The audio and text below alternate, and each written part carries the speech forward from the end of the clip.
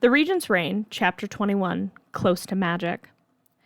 It was another solid month before Arthur plucked up the courage to speak to another of his knights about this issue.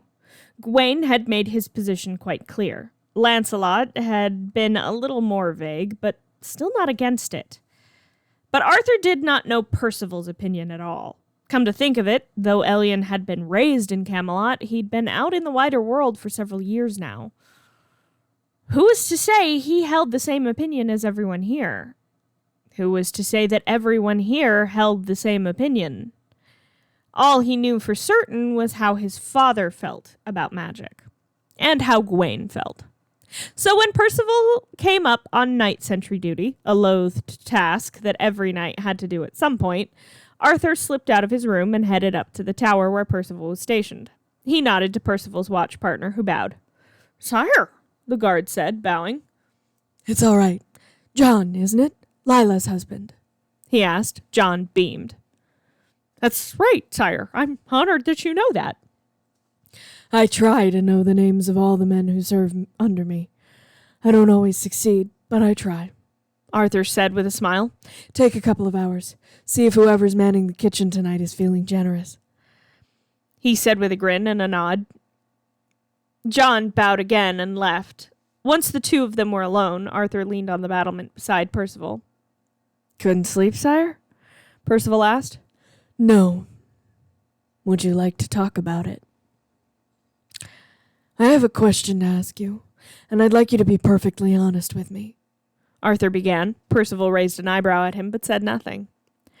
"I know you were not born and raised in Camelot, and I ask you this in all confidence, as I know some in this court hold to my father's beliefs. But what do you think of magic?" Percival was quiet for a moment. "I had a wife and child once," Percival said, and Arthur frowned but held his tongue. Percival didn't open up much, but when he did, he tended to have a good point to make. "We lived in Eldor, a little town near the border with Mercia. Do you know what Senred's laws on magic were?" "I do. They were cruel." "Cruel doesn't come close to it. Like your father, he offered rewards for information on possible sorcerers. If the claims were true, he'd send his men to collect the magic user. They were never seen again, and if they were never the same. At least until about 3 years ago. I was never completely sure what changed, but from what I've been able to piece together, he started working with the witch Morgause. Instead of carting off those with magic, they would lay waste to the whole town."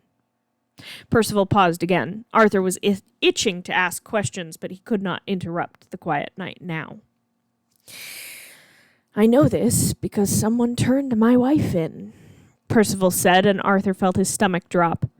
"She was," he began, "a healer. She used magic where Merlin and Gaius used medicinal herbs, but she was a healer." Percival was staring out over Camelot. "I almost didn't accept, my knighthood.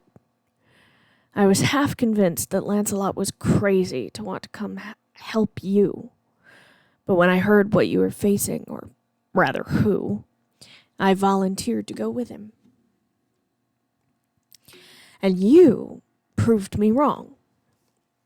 Just because you are Uther's son does not make you your father in miniature. I doubt in your place your father would have done what you did," Percival said. Arthur couldn't help but nod. His father was inflexible, always had been. Had he been faced with going in practically alone or knighting the men who stood by him, he would not have done what was right. Arthur could see that. There was a reason none of his new knights had ever set foot close to the king's chambers.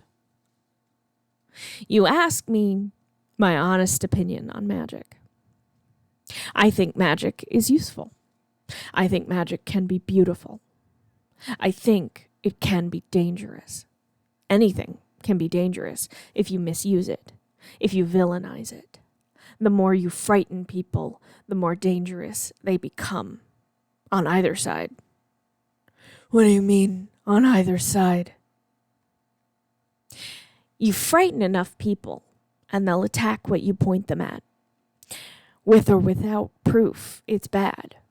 Send enough of those mobs, and those being attacked will retaliate. The cycle is vicious. I think you've seen it, though maybe not from both sides, Percival said, and Arthur nodded again. I don't know what to do. He paused. Percival had said his wife had been a healer. Maybe he would know, and he was not bound to keeping this secret from Arthur. Could a healer help a barren woman have a child? Arthur asked. Percival raised an eyebrow. No. No ordinary healer has that power.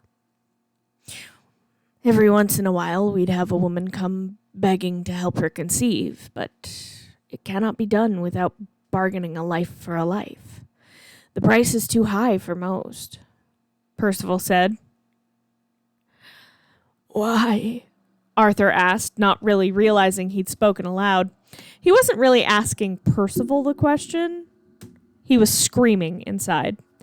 The answer of the question he'd had since learning his mother had died in childbirth hanging over him. The old religion, where most say magic comes from, or at least the practice of it, is bound to laws as everything is. My wife told me about it once. The most important of these is balance.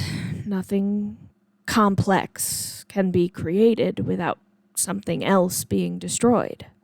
A life must be taken for a new life to be created. Why do you ask? Arthur shook his head, sinking down to sit on the stones of Camelot. The confirmation of everything his mother's ghost had told him hurt. It hurt like opening a nearly healed wound. He buried his head in his knees. Percival sat next to him. Are you all right? No, Arthur said. The rage that had nearly driven him to murder his father upon learning this fact the first time had cooled, leaving a rock-solid sort of grief behind it. Percival wrapped an arm around Arthur's shoulder, and the unexpected sign of brotherly affection broke him. A sob bubbled up from his throat and tore itself from him as hot tears spilled down his face.